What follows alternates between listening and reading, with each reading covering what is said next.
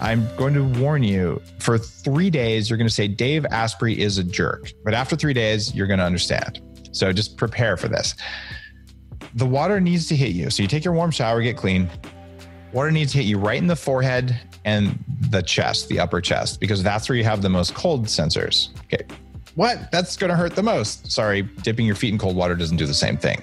So you do this, and after about 8 seconds, you're going to scream and get out of the shower. You're going to swear at me, and you might even get like a mild, for 10 seconds, kind of cold headache sort of thing. And you'll say, that was horrible. And then the next day you're going to do it, but you're going to last probably about 20 to 25 seconds. And your goal is to last for a minute. But what's the difference between the first day and the second day? The body already started to adapt. And then the third day, you're going to do the same thing, and you'll probably go for a minute. And at the end of the minute, you'll say, that was pretty uncomfortable, but man, I feel really good afterwards. And the fourth day, you'll say, that was only a minute? I can't believe this. I feel lit up for the whole day. I'm so happy you asked me that. Hi, it's Robin Sharma, and you're tuning into the Millionaire Student Show with Sashin. Sashin. Sashin. Sashin. Sashin. Sashin. Sashin. Sashin. Sashin. Sashin.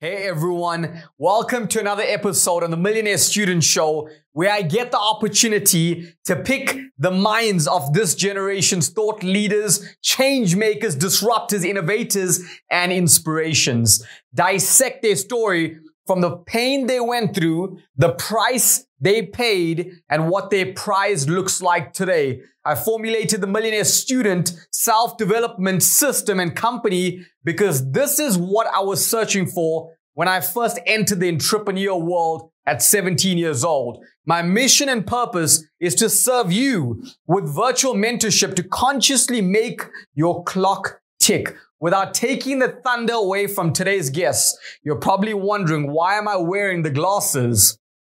This individual is a Silicon Valley technology investor and entrepreneur who has spent 2 decades and more than $1 million to hack his own biology. The world knows him as one of the most famous biohackers who lost 100 pounds, which is 45 kilograms, without counting calories or excessive exercise.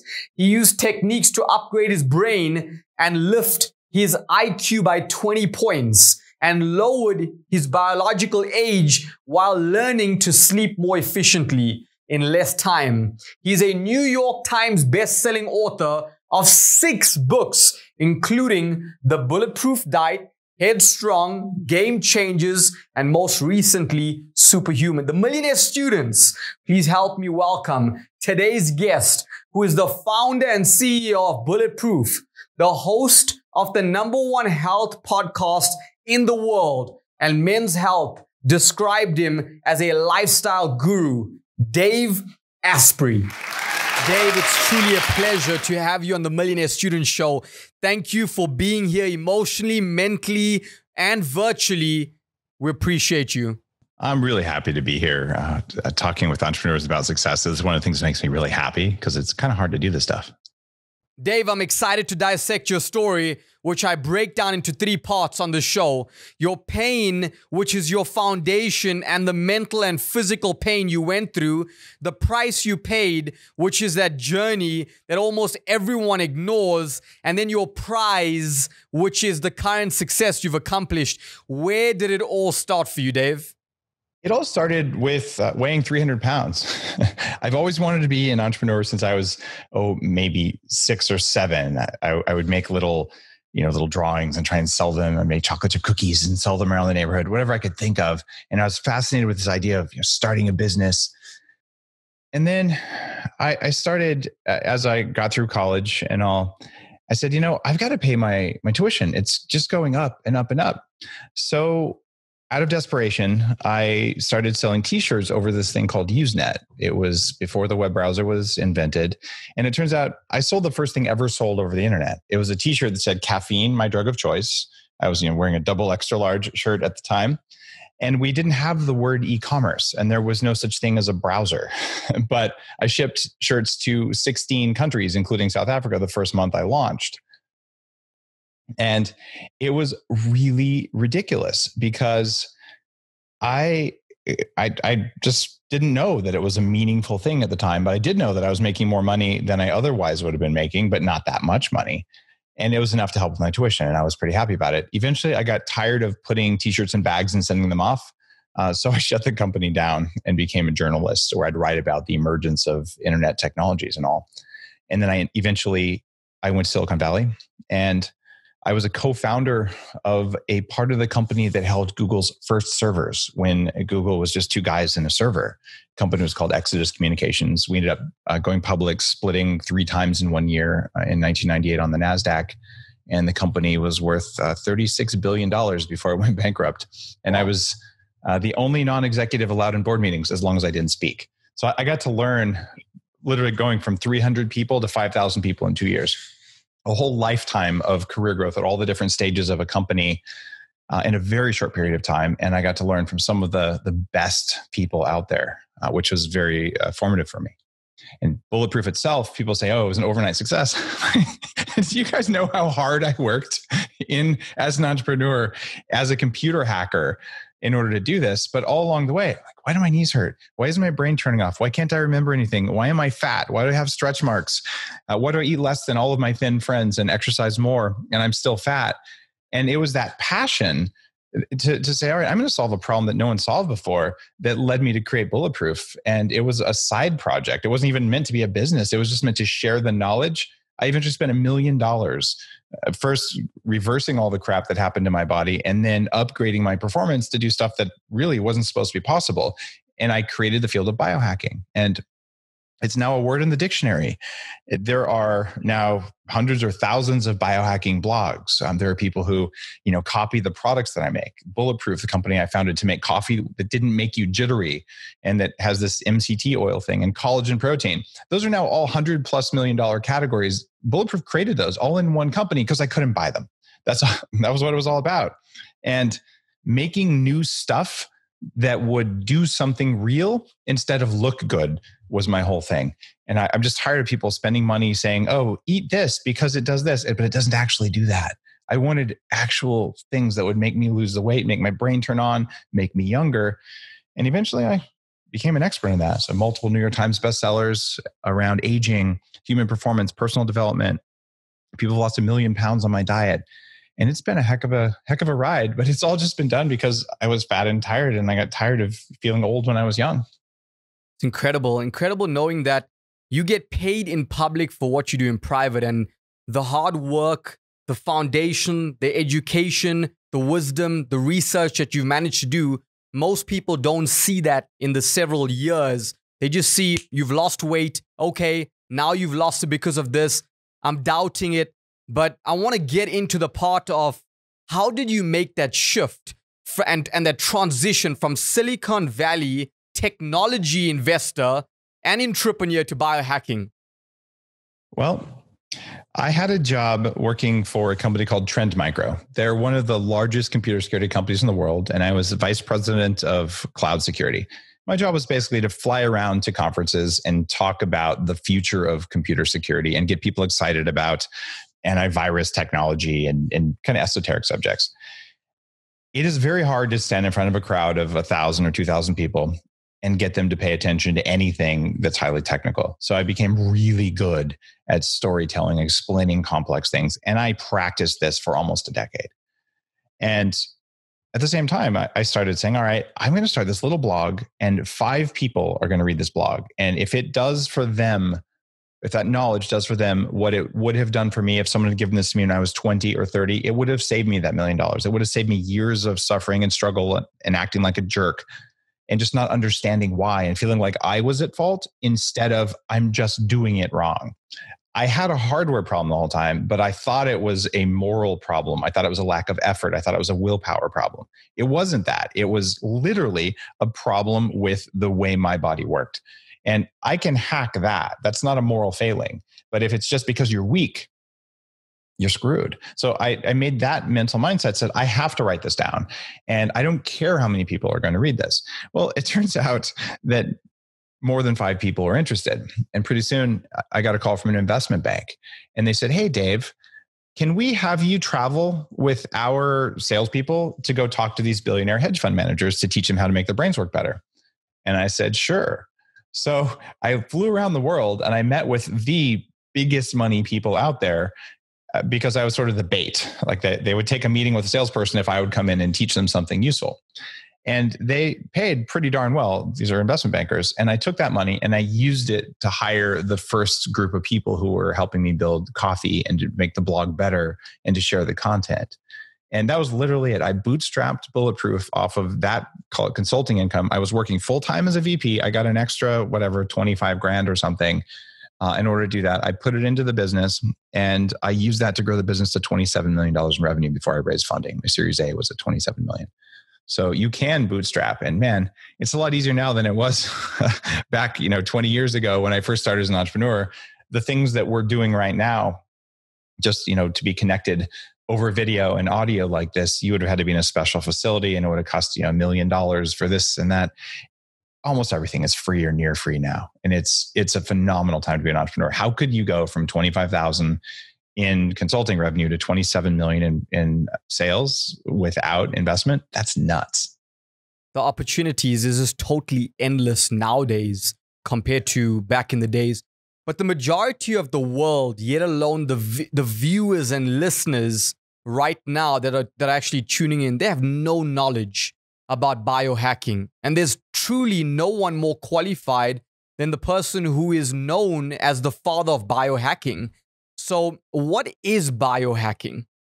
Sure.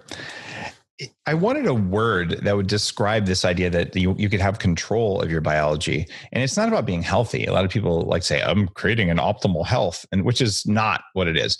Biohacking, the way I did the first definition, and I've been running a conference on it for 8 years now with thousands of attendees. And it's the art and science of changing the environment around you and inside of you so that you have control of your own biology. And those words are carefully chosen because if you look at what the world around you does to your body will respond and then you'll feel it. And a prime example. So this is one of the companies I started called True Dark. We make special glasses. These block a portion of the blue spectrum, but they let some blue through. So these aren't blue blockers. The ones you're wearing are just plain blue blockers. Those will negatively affect your circadian rhythm during the day. These cause brain relaxation. And when you can get your brain to relax like this, it's really amazing because when your brain is doing what you want it to do, you have this focus, this energy. It's really incredible. Light is a nutrient. And since people don't think of light as a nutrient, we end up having this problem that just goes on and on and on.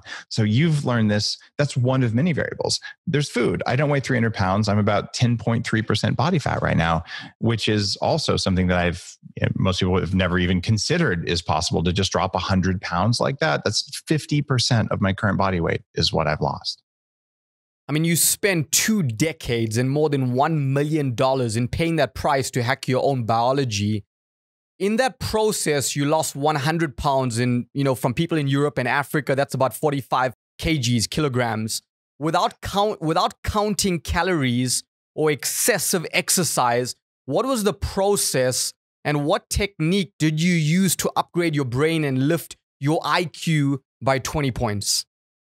Losing weight is interesting. I said, I'm going to do what's supposed to work. So I went to the gym 6 days a week. I took Sundays off, an hour and a half each time, half weights, half cardio. I didn't care if I only slept for 2 hours. I didn't care if it was final exams. I didn't care if I was sick. I'm going to the gym. Nothing's going to stop me. I also went on a low fat, low calorie diet, just like you're supposed to. And I didn't lose any weight. I got to the point where I could max out every machine at the gym, but I still weighed 300 pounds and I was still fat. And I don't know how to convert this into metric sizing, but I had a 46-inch waist. Today I have a 33-inch waist. So a massive shift in it. So even at my quote healthiest. And then I looked around at a fast food restaurant. I'm eating the chicken salad with no chicken and no dressing, literally lettuce and a couple pieces of carrot, because that's my low fat, low calorie diet. my friends are all eating bacon cheeseburgers with extra fries. And I just looked and I said, wait a minute, they're all thin. They don't exercise like I do. I'm actually doing this right. And I went to the doctor and he said, maybe you should try to lose weight. I'm like, how? He goes, maybe you should try to eat healthy. And the clear thing was, if you're doing that and it's not working, it's because you're lying and you're eating Snickers bars. Like, I am not cheating on this. I am doing it and it doesn't work.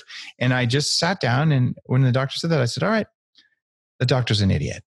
I'm a computer hacker. I have been teaching engineers in Silicon Valley how to control the internet, but you can't see what's going on. I don't know what your computer's doing, but somehow we can talk. As a hacker, there's ways to manipulate a system when you don't know what's inside. It's called a black box. So I started treating my body like a black box. I said, I'm going to measure what works. I'm going to try different things. I'm going to try what's not supposed to work. So on one hand, I started looking at, okay, this thing called the Atkins diet, which was the original form of keto. And you can lose half the weight you want to lose on keto. And people are doing it today. They're rediscovering that. Bulletproof was a major spark behind the keto movement, but Bulletproof is not keto, because I failed at keto like everyone's failing right now. What I did is I figured out it's the type of fat you eat and the type of carbs, and you have to cycle in and out of ketosis. So I wrote all this down eventually in the Bulletproof Diet, which is an international bestseller kind of book, the one that helped people lose 1 million pounds. So that was how I lost the weight. It was learning that the type of fat matters really a lot, and that you have to eat much more fat than you think. But if you eat bad fats, you will fail. And if you eat inflammatory proteins, you will fail. So what I do now is I skip breakfast. Intermittent fasting is all the rage. The first big book on intermittent fasting, the Bulletproof Diet, it came out in 2014. And when you just skip breakfast and have some coffee, better yet, have bulletproof coffee with the special oil that gives you extra energy and all that. But even if you just have black coffee and you end up having lunch and dinner, you generally lose weight and you feel better. And for most people, that's enough to get started. And from there, you basically have to say, do I want the corn oil? Do I want the fried stuff? Or do I not want it? And you find certain foods are kryptonite and certain foods aren't. But it all came from measurements, from data, from seeing what worked. And at this point, at the beginning, there were many critics saying, this can't be. They were very angry. How could you put butter in your coffee? What are you talking about? And I'm like, okay, a couple 100 million cups of bulletproof coffee sold later. People have lost all that weight and their brains work better. And now all this new research has come out. Some of the research that I funded even about basic water chemistry, I was right. And I was really right. But the impetus for this actually came from the personal development journey that I went on at the same time. When you talk about raising IQ, when I started losing the weight, I was exiting a bad relationship. And because of that situation with the bad relationship, I was just miserable. I'd already made and lost $6 million in Silicon Valley. And because of that, this is at that company that held Google's first servers. And because of that, I was pretty miserable. I'm like, man, I just lost, a life's fortune. I spent all this time in a bad relationship. Why did I do that? What was going on in my head? So I decided to go to Tibet and study meditation from the masters. After I went to the monastery, I decided to go to Mount Kailash, which is the holiest mountain in probably the world, where in Hinduism, Buddhism, and in the Bon religion, it's the Mount Olympus. It's where the gods live. And you do this holy walk around it. It takes 5 days of 4-wheel drive, middle of nowhere. And I'm on the side of the mountain, very cold, very high altitude, and feeling awful. And a little Tibetan woman brings me a bowl of yak butter tea, and I drank it. And I felt way better. It didn't make any sense at all. Better than I had in a long time. And I took a little note in my travel journal, and I came back to Silicon Valley and I started experimenting with butter and coffee and all that. And so it was the journey of, how do I figure out this meditation thing? How do I master my emotions? How do I understand, whether it's a moral failing or a willpower issue, or whether, I'm pissed off for a reason or not? It was that exploration that led me to this beverage that, evolved over thousands of years in a harsh environment that it turns out works in the harsh environment of Silicon Valley. That was the genesis of Bulletproof Coffee. And the IQ raising stuff goes deeper than that even. Yeah. Why is it known and titled as biohacking and not maybe internal health or wellness? Because when one hears the word hacking, one would assume stealing information. Well, hackers sometimes steal information, but they actually gain control of systems more than just steal information. So what a hacker most often will do, your information isn't that big of a deal. They'll log in, they'll take control of your camera. They'll take control of your computer. They may steal your information, but good hackers, the kind of person that I was, we would creatively find solutions to problems. We would hack something together. In fact, the internet itself was created by people who would all call themselves hackers, not the black hat computer hackers, but the kind of people who are like, we'll solve any problem, even if we don't understand all of it, because that's what's necessary. So it's that by any means necessary mindset to change the state of something without knowing everything about it. What an academic or a scientist is going to do, and I am a scientist, but what they're going to do is they say, I want to know everything about this. And what a biohacker says is, I want the results, even if I don't know all of the whys. A scientist will never be satisfied until they have a explanation they believe. And the weird thing about science, half the time their explanation's wrong, but they believe it real fervently. And then 50 years later, they're proven wrong. But it doesn't matter because you know it well enough to get the results. So for me, I am desperate to have energy every day. I am desperate to not be fat and in pain and emotionally unstable all the time, to be angry and anxiety and all that kind of stuff. And so I said a scientist would test vitamin C and then test this other thing and test some other thing. And I did the math and I said, if I test everything for just 1 month, I'll be dead before I finish all the experiments I'd want to do. And along the way, I'm going to suffer. So I said, I'm going to find everything that might give me what I want. And I'm going to do it all at once. And if I get what I want, I'm going to celebrate. Then I'll stop doing some things. And if the benefit goes away, great. Then I figured out it was one of those things. So a results-driven mindset is very different than the other mindset, which is I have to have complete understanding. So we need explorers. In the US, they call me Lewis and Clark, first people to cross the North America, right? And after those guys, you need map makers who come in and map every little thing. So the biohackers are the people who are saying, I will make my body do what I want, and I'm willing to do cross-disciplinary things. And this is why health doesn't work. Everybody wants control of their biology. You want your brain to work. You don't want the fat that's hanging over your pants. You don't want to get tired in the afternoon. You don't want to yell at your kids. All the different things that we all have that are irritating. Well, the people who really want to be healthy, like as their number one goal, you know who those people are? Really, really sick. And I got there because I had toxic mold in my house as a part of why I weighed 300 pounds. And it makes you really, really sick. I did a whole documentary at a website called moldymovie.com about it. And so having been really sick, I know the desire for health, but most people don't have it, because I would tell people, you could be healthy. And they'd say, yeah, but I want to drink some beer, eat some pizza, and go out on a date. But if you say it differently, hey, do you want control? Do you want to actually be able to show up and do your job better? And your job may be starting a company. Your job may be being the best father or mother or teacher or whatever it is you do. Just do you want more energy? And that's way more important than health. So health is table stakes. We can do so much better than health. And that's why biohacking matters, because you are taking control of your body. It also allows bodybuilders. Look, if you want to look like a balloon animal and get swole, full respect. I used to lift a lot of weights. And there's guys who are just incredible physiques, walls of muscle. Okay. Sometimes that's what you want to do. But what unites those people with a neuroscientist?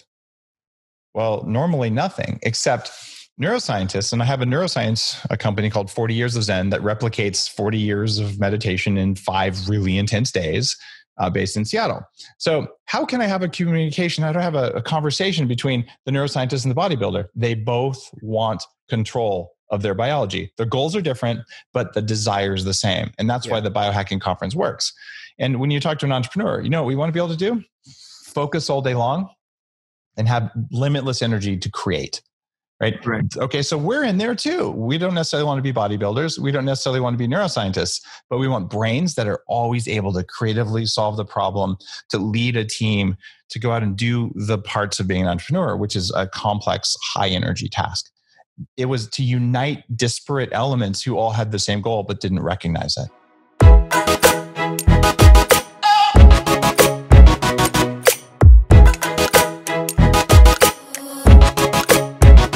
Hey, I want you to take a quick split second of your time. All I want you to do is hit the subscribe button and turn on your notifications. I want to update you when I have a next iconic guest on my show. Stay in student mode. Hey, it's Dave Asprey, and you're tuning into the Millionaire Student Show with Sashin. In 2013, you founded Bulletproof 360. And then in 2017, you founded Bulletproof Nutrition. I was actually staying in Hilton Beverly Hills in LA a few months ago, and I saw one of your labs next to the pool. And, what is the intention, the purpose and mission behind Bulletproof Labs, and how did you come about that idea? Sure. We renamed Bulletproof Labs to Upgrade Labs, so it would have its own brand identity. But it comes down to Bulletproof's about disrupting big food. The food industry makes cheap stuff that tastes good with pretty packaging at its highest margin and lowest cost of production. They don't care how healthy you are, and they don't care how you feel. Bulletproof is around making food that makes you feel amazing, then tastes good, and then is convenient, and then is cheap. So I want it to be as effective as possible and as affordable as possible, but I will never make you feel worse to save a nickel. And big food is the opposite of that. And that's why Bulletproof has grown so much to be a sizable company. And it's just because people want to feel good after they eat. But then exercise. People lie. They tell you that the path to get thin is exercise. And I'm pissed that I spent all that time in the gym and I didn't get thin. Right? I did have some muscle. It's good for you to exercise, but people are over exercising and they're wasting. If you exercise for an hour a day, every day, that's 7 hours plus prep time and travel time. So call that 12 hours a week? You should be parenting. You should be reading. You should be doing something, unless you just love exercise. And I don't mean going for a hike or a walk or a bike ride. I'm talking about people just going and grinding it out because they think it's good for them. It's not. What people are missing is recovery. So you can get more exercise in 2 20-second intervals using an AI bicycle over a 7-minute period of time, more results than 45 minutes of writing in a spin class. So do you want to be sweaty in 45 minutes? Or do you want better cardiovascular fitness from 7 minutes in your street clothes, no sweat required? Because that's what the tech, that's what the math, that's what the science says we can do today. So at Upgrade Labs, we have the tech to give you more exercise in almost no time at all than you could otherwise get. And we have all the tech to give you cellular exercise and cellular recovery. So you can do things that they've let you heal faster than Mother Nature intended. The worst clients I've ever worked with, and I don't do a lot of one-on-one coaching now anymore, but I did quite a lot for some very successful people who sold their companies for more than $1 billion kind of people. And a lot of these guys, Dave, my company's doing great. I've just got back from Japan last night. They're in California, so jet lag galore. Oh, and I'm going to run an Ironman this year, right? And, I have a couple young kids, and a wife or a husband, whatever. And you're like, let me just guess. I'm going to assume it's a guy. Your hair is starting to fall out. You can't get an erection. And you feel like shit all the time. You yell at your kids. And like, how did you know? I'm like, well, the reason for this is that you are experiencing too much physical stress. Jet lag is the same kind of physical stress as exercise. You're overtraining on your exercise. You are probably eating the wrong stuff. Your sleep is broken and you have a stressful life at home because kids inherently are stressful, even though they are also fun. So you need 10 times more recovery and 10 times less exercise, but you can still have a great body. But if you really want to be an Ironman triathlete, you are going to have to get another 2 or 3 hours of sleep, and you have to reorganize your work life to prioritize that. And all of them go, actually, I just didn't really want to be an Ironman triathlete. I just thought it would make me healthy. And it's like, dude, do you know what happened to the guy who ran the first marathon? Do you know, Sashin? No. He died. He ran from one place in Greece to another, probably to marathon, to warn that the Spartans were coming, or the Romans, or some bad people. I don't know. I'm not that much of a Greek historian. And he delivered the message and he collapsed from exhaustion and died. So to celebrate his sacrifice, people started running a marathon. And today we do it to be healthy, even though it killed the first guy who did it. It's not a way to be healthy. It's a way to prove your willpower and resilience by depleting yourself. So That's why Upgrade Labs exists, because we have been taught that if we beat ourselves up in the gym, we'll lose weight. It doesn't make you lose weight. It makes you tired and it makes you hungry. So what if you could apply just the right stresses to create muscle? I'm doing pretty well. The New York Times says I'm almost muscular. I'm about 10.3% body fat. You don't want too much muscle mass because it makes you old, and too little makes you old. So I'm right where I want to be biologically. I have more energy and I'm in better shape than I've been ever in my life. And I spend less time than most people exercising and more time recovering. But everything I do is ROI based, return on investment. Upgrade Labs puts all the different tech that I've discovered over the years together in the right order. So you can go somewhere and do cryotherapy. You can go somewhere and do red light therapy. But we have other technologies like this thing called CVAC, or atmospheric cell training, that basically changes the air pressure on your body to flex your cell membranes. What? No one's ever heard of that? Well, it turns out if you're going to spend 20 minutes, do that, you're going to get a lot more than you are from doing jumping jacks or burpees, which is what most people think is good. It's like asking someone, do you want to work hard or smart in life? And everyone wants to take that route of working smart. Dave, you're currently 46. Is it 46 or 47? I'm 47. 47. You could easily pass for your 30s. Your proven documented systems definitely work. Reversing your age and living longer is everyone's dream. What are some of your methods and strategies behind that? My most recent book, Superhuman, just came out a couple months ago. So it's a fresh, new look at this. Oh, you've got it right there. Thank you. It is actually, it's the book that's been on the New York Times bestseller list the longest of all of my books. And it goes very deep into this. It turns out the first thing, if you want to live a long time, is don't die.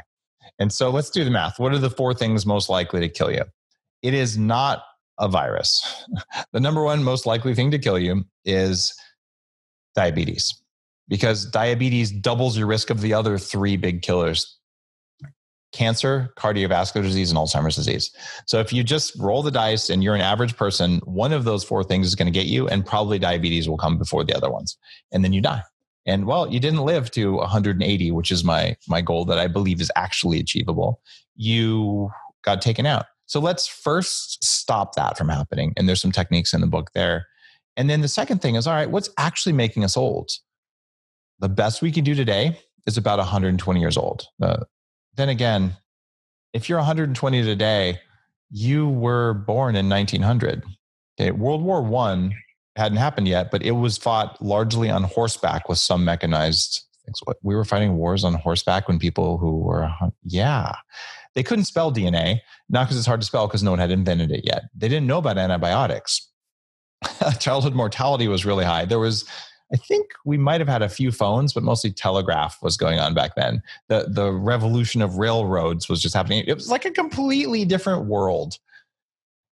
Today, we have so much knowledge, so much research that we can actually look inside ourselves. And we know there's 7 things that make us age. And I call those the 7 pillars of aging in Superhuman. And you read this, you go, wait a minute. For each of these things we didn't know about these. Each of these has anywhere from 100 to 20 years of hardcore, heavy duty, modern research supporting it. And now there's something you can do. And for every one of those pillars, here's what crazy billionaires go out and do. And I'm not a billionaire, but I like to, hang out with them whenever I can get a chance. So I went and I did all the weird stem cell treatments, all this stuff, and I write about the experience of it. And then saying, okay, if that pathway is real, what can you do for $50 to make it possible? And what can you do for free to take advantage of the new knowledge? So for everything that can make you old, there's stuff you're doing now that accelerates it. And there's stuff you're doing now that can pause it or reverse it. So you change what you do because it's free. You do the simple things that are not very expensive. And then when you need it and when you can afford it, you might say, I'm going to go do a $5,000 stem cell treatment, right? Why? Because it's going to save me a $50,000 knee replacement, and it's worth it because the ROI is there for me. And this is a very research-heavy book, but it's very readable because I went and I did all this stuff. I laid down for 4 hours with 3 doctors sticking stem cells in my brain and my reproductive organs and everywhere else you can think of.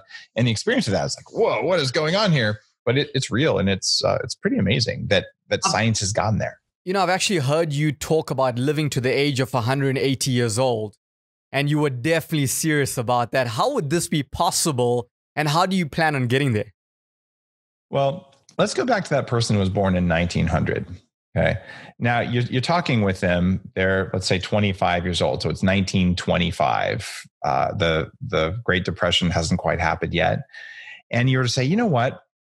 In your lifetime, people will be carrying these little things that look like a stick of butter, and they're going to have a brightly colored screen, and you'll be able to talk to anyone on earth and see them on this little screen.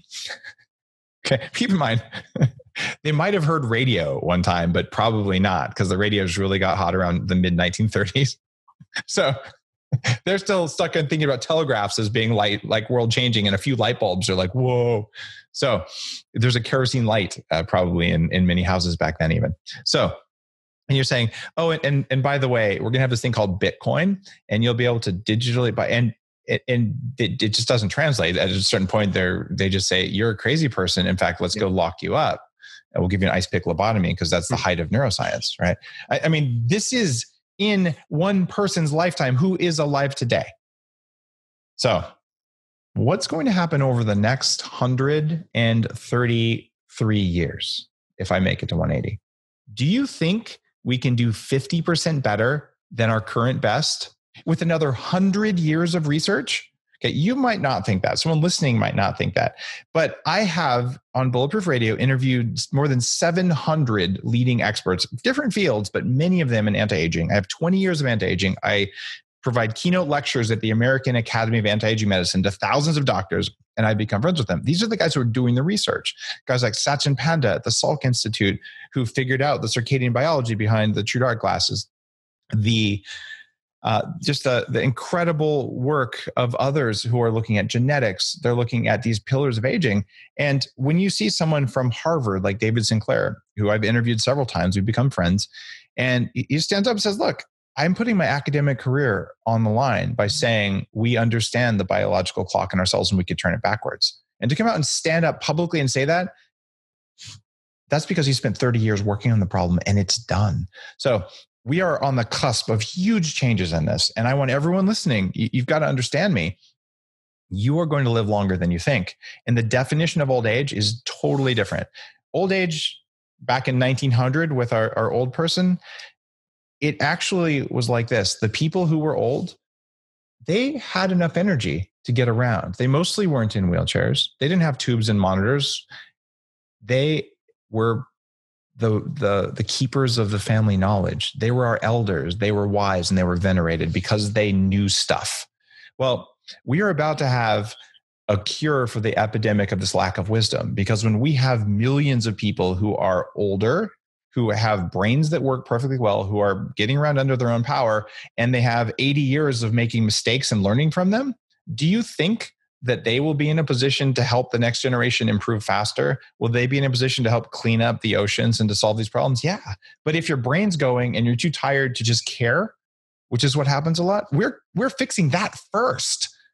And if you're 25 or you're 35, you have another 20 to 40 years, absolutely 100%, and probably another 100 years of life if you manage things right today. And that means you better put on a long time scale. That plastic you're going to throw down into the ocean, you're going to have to eat that 3 times. So maybe we'll stop polluting. Maybe we'll take care of the earth a little bit better. That's what's going to happen here. We're going to have people who learn from their mistakes and stick around to not make them again. And the world will become a better place as the wisdom goes up. And I'm pretty excited about that. You'd be amazed what you can learn from someone twice your age. Definitely. I mean, you being a thought leader and a change maker, most people in this world, they're literally so uneducated about this topic because there is not awareness out there. What you're creating is mind-blowing. Most people want to be healthy and happy in life and to live a longer lifespan. What could get them the results, but maybe they don't have the financial resources, and they don't have the financial resources for expensive treatments that they don't have access to. What can they implement or put into their body immediately and get results that would motivate them to be more consistent? This is the frustrating part of it. You're saying, but all this stuff is so expensive, Dave. You know, how can it be so expensive? I'm not going to be able to afford this. When I didn't have money, but I was fat and sick, I said, I'm taking 20% of whatever I make and I'm putting it back into my biology because I'm just so tired of feeling this way. And you probably don't have to do that. unless you're really sick. But what you can do is you can say, all right, if I'm going to save $10 this month, I'm also going to put $10 back into improving myself. And then you've got to say, what do I think is going to provide the most return on investment for that? And it may be a meditation app if you're super anxious, or it may be buying a book and learning something.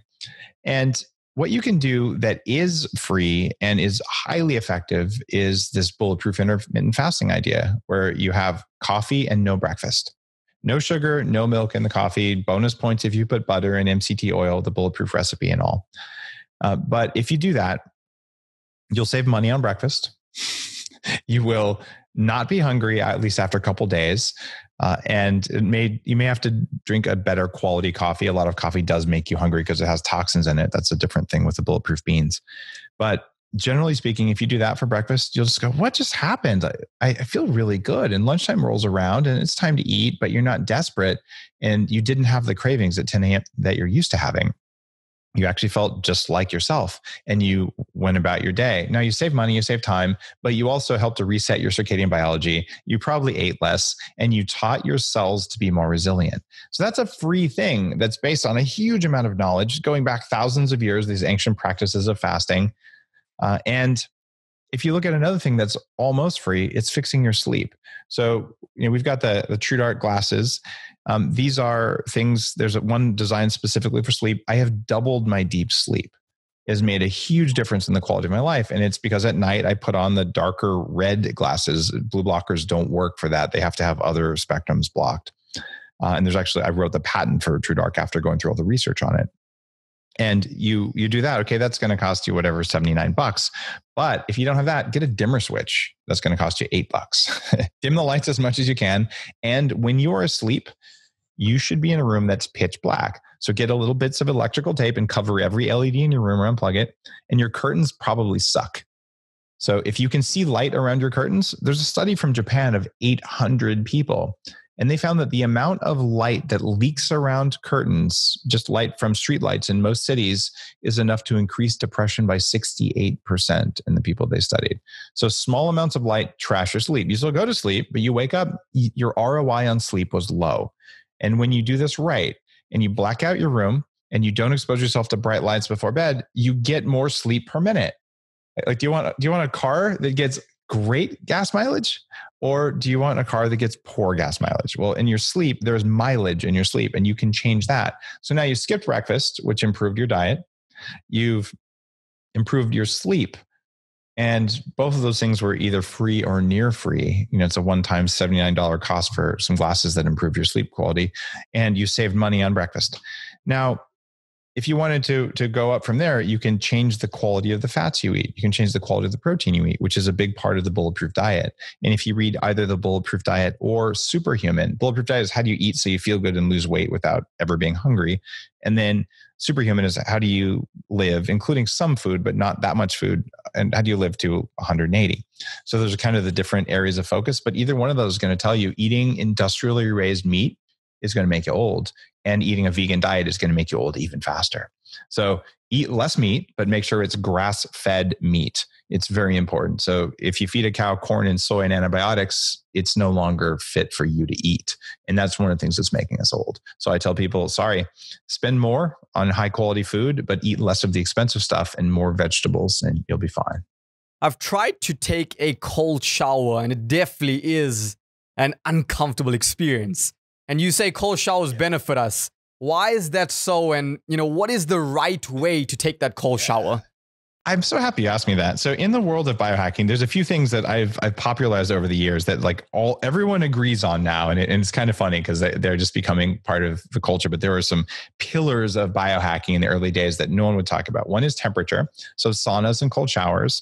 Another one is vibration, actually. So there's machines that'll vibrate your body up and down. It has an effect on your cells that people don't know about.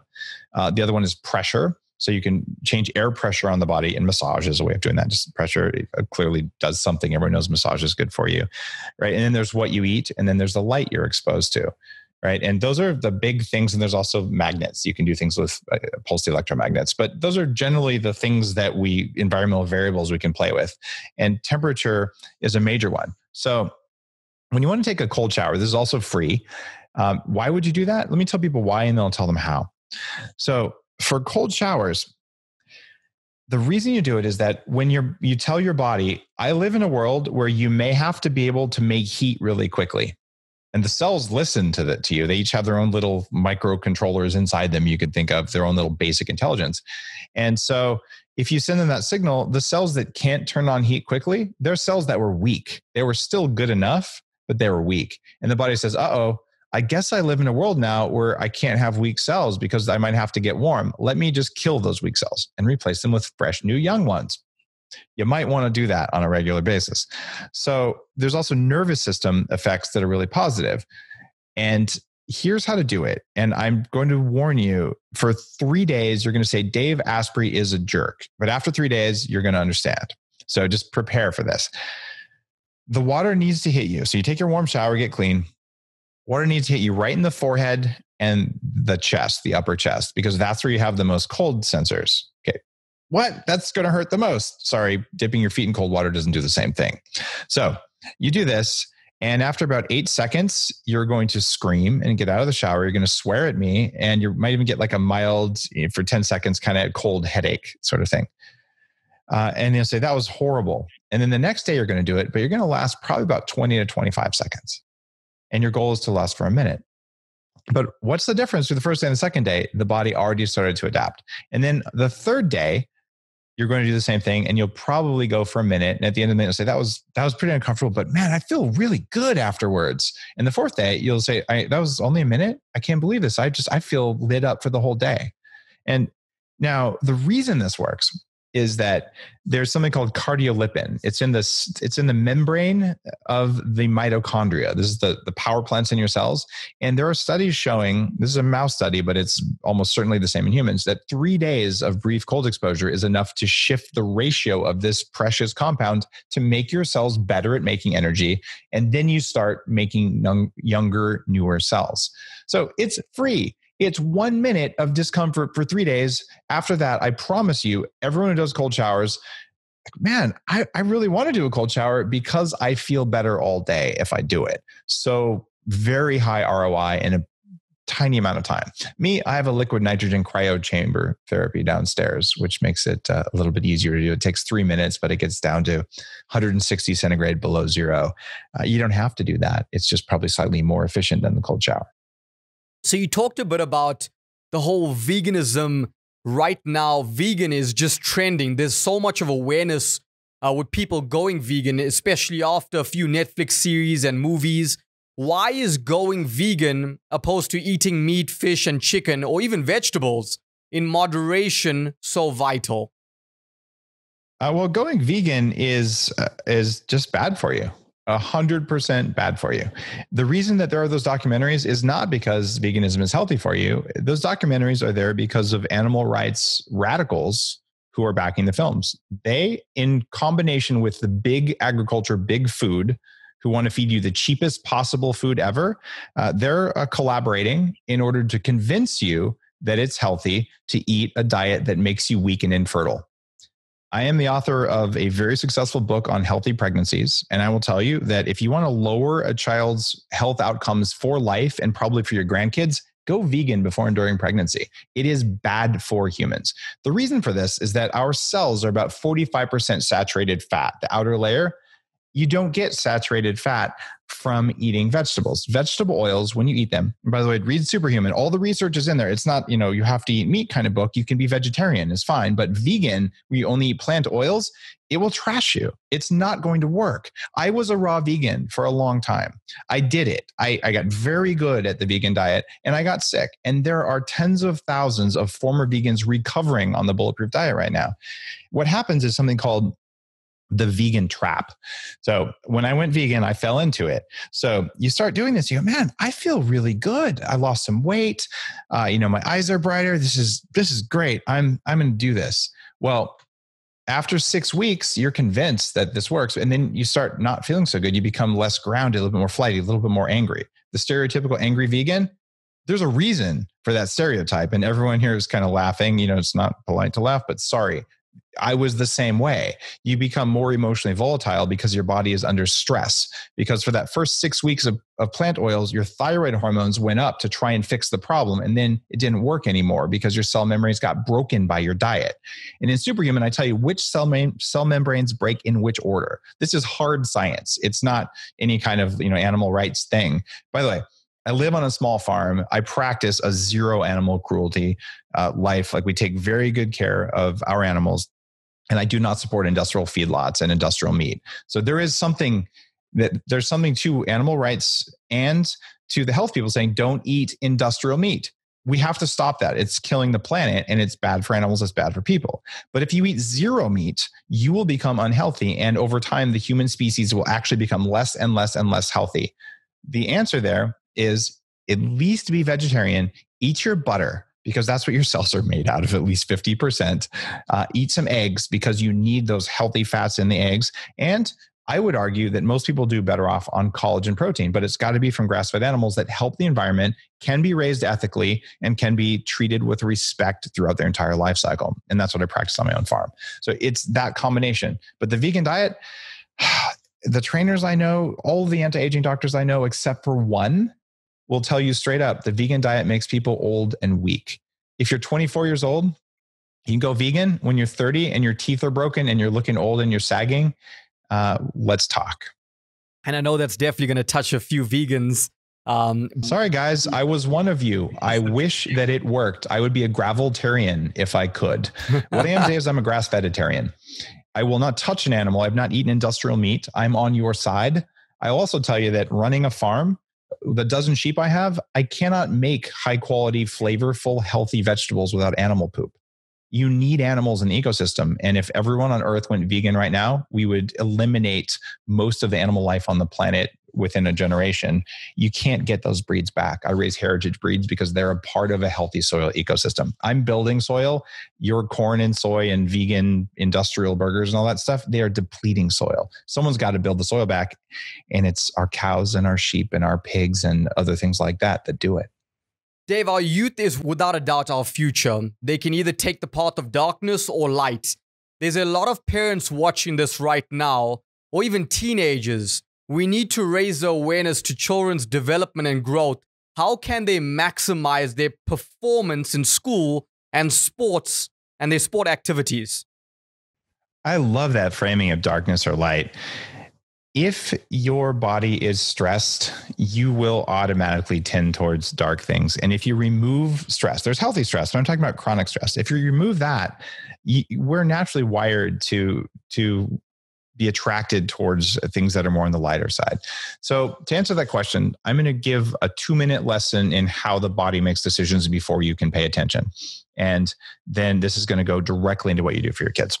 So each cell in your body, each life form on Earth, whether it's one cell, whether it's a bacteria, whether it's a zebra or a tree, it doesn't matter. They follow this algorithm. And this comes from that computer hacking side of things, the artificial intelligence degree that I studied. Actually, I can't do study a degree that I have. The first thing that all life forms do is run away from, kill, or hide from scary things. And this is fear. It's the first F word. And we're wired to do this without thinking. So, something scary, a tiger jumps out, you will automatically respond. You do not say, oh, look, there's a tiger. I think I'll respond. You've already responded. Then you say, good thing there. The good thing I jumped out of the way. You didn't really jump out of the way. Something else jumped out of the way for you. That's your automated systems protecting you. That's fear, first F word. The second one is because every species on Earth has had members die of famines, including humans. It's food is the second one. Eat everything because there might be a famine. And that's why you can't stop eating the donuts and the sugar and the addictive foods. And big food companies know this, and they take advantage of that second F word to screw you.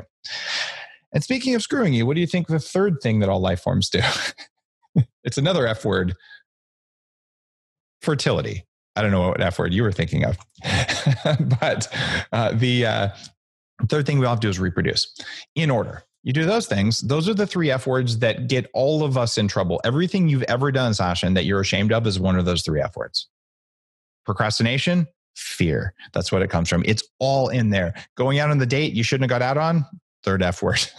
Eating the food you should have eaten, second F word. And you can just dial it down. Well, now kids, their prefrontal cortex isn't baked yet. So this is the rational decision-making part of the brain. It really comes online around 24 and 25 years old, which is when you wake up one day and go, maybe I shouldn't act so crazy. And you suddenly sort of get dialed in. And before that, you don't think you're acting crazy, but you are. So there's a process of building that from about, really 10 years old and on. Like they start different layers of this thing are getting built and coming online. So what do kids need? The number one thing you can do to turn off stress. So if you have bullying or emotional stress, that's the first fear. Number two is food. And number three is reproduction. Kids don't care about reproduction until they're teenagers, right? And then they're just curious about it. So there's an information problem. But food is the common variable. If you can reduce hunger and cravings in children, their ability to pay attention for hours on end is amazing. And as a parent, I will tell you, I have a 13-year-old and a 10-year-old. If you feed your kids a high, healthy fat, protein-based breakfast without carbohydrates, they will stop pestering you about food. Okay. Every parent knows the kids are like, Daddy, what's for breakfast? Can I have candy? Candy, candy, candy. Your kids will stop doing that when they're actually satisfied because their cells have enough energy. My daughter came home when she was in first grade and she said, Daddy, I don't understand. We get to school at 8:15 or 8:30 and some of the kids are hungry at 9:30 and we have to stop and have a snack. I don't understand. Don't they eat breakfast? Now, my kids, they have breakfast. They're not hungry till lunch. They don't need a snack in the morning because they ate foods that gave their brains enough energy. Because kids have to think, they have to learn, and they have to grow new cells in their whole body and grow new brains. They need more fat. They need more grass-fed butter. They need more avocados. They need more olive oil. They need more unroasted, healthy nuts. And they really desperately need it. And if you're instead giving them sugar and grains and corn and soy and all that other vegan garbage food, they cannot run on it. In fact, one of the vegan kids in school got a green apple for breakfast. There's not enough energy and there's no fat in there. And that's the kind of kid who has to eat every 2 hours. And it distracts them from learning. They can't sit still when they're hungry. So a satiated child who ate healthy fat will sit down and read a book, will calmly ask you a question. And that same child, give them 30 grams of sugar in some sort of pre-processed food thing, or give them, even better yet, a fake burger made out of potato flour that looks like meat, but actually acts like a carb in the body. And 20 minutes after they eat, can I have cake? Can I have a Coke? And they will do this to you over and over and over, and it'll drive you insane as a parent, and then you'll yell at them, which brings back to the first fear word. So feed them right. And that is the highest, best thing you can do for your kids after just loving them every day, which almost goes without saying, but you got to do that. Do you believe, and I mean, from a personal perspective, do you really think we need a vaccine to help our future health? It's a very rough question because there's a bunch of people who are saying, all pharmaceutical drugs are bad. And you should never take any pharmaceutical. That's garbage on its face, right? Some pharmaceutical drugs are really useful. They can save your life. Does that mean that we should all have every pharmaceutical every day? No, it doesn't. So with vaccines, is it possible that the combination of your genetics, the gut bacteria you have, the environment you live in might dictate what type of vaccine using which type of vaccine technology is best for your system? I think that's probably the case. My wife's a medical doctor trained at the Karolinska Institute in Sweden, in one of the top 10 medical schools on earth. And she decided that she was going to do Doctors Without Borders, which is, a very a charitable thing you do, and you go and you take care of people. And I think she was going to go to Africa. So she got every vaccine you can get that's required by Doctors Without Borders all at the same time. And ended up having to take 6 months off her practice as a doctor because she got brain inflammation from it. So maybe spacing those vaccines out would have been a really good idea. In fact, she'll tell you it was. Right? So I cannot and will not say that vaccines are good or bad. I can tell you that I'm incredibly excited about the opportunity to take control of my immune system, having autoimmunity. If I could take a vaccine that was shown to be safe in studies, not one that was generated reactively, but one, say, a vaccine for one of the 7 pillars of aging. If I could do that, so we've tested it for 5 years, we know what it does. Would I consider that as part of my anti-aging technologies? Yes, of course I would. So the idea that you can cluster all vaccines together, it's like, Sashin, if I said, hey, Would you like to go on a liquid diet? Wouldn't you want to know what the liquid was? Because the gasoline diet's a bad idea. But if you're going to fast on water for a few days, it's probably fine, right? Well, if you say our vaccine's good or bad, I'm like, I'd want to know what the vaccine was and what it was going to do and what my biology is before I could even answer the question. And by the way, it's the same thing. Is protein good for you? This is a little vegan comment here. My favorite plant-based protein is called ricin. It's the nerve gas that was used in the Tokyo subway attacks. It is a protein made by plants. Wait, do you mean different plant proteins do different things? Oh my goodness. Well, it's true. And different animal proteins do different things too. And so different vaccines do different things. So I would not be in a position to say that they're good or bad. I would say it depends on you. And also, if you're going to go into remote parts of Africa without some vaccines, your chances of dying are very high. But if you live in a modern Western city, you probably don't need those vaccines. So like it's very nuanced. Yeah. And I think we need to put power back in physicians' hands, not in regulatory authorities' hands, because no government has ever been successful at dictating medical stuff to anyone. Dave, I love your book, Superhuman. I mean, everyone should definitely get a copy of it. And if you want to master your health, and that's, by the way, that's one of my 4 pillars in life: health, wealth, spirituality, and relationships. What are a few tips to being superhuman?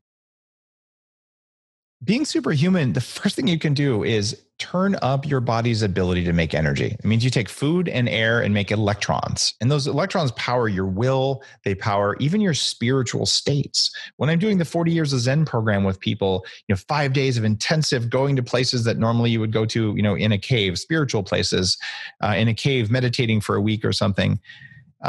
You can't do it without enough electrons in the brain. So power your energy, and that will power your health. It'll power your ability to make that wealth you talk about.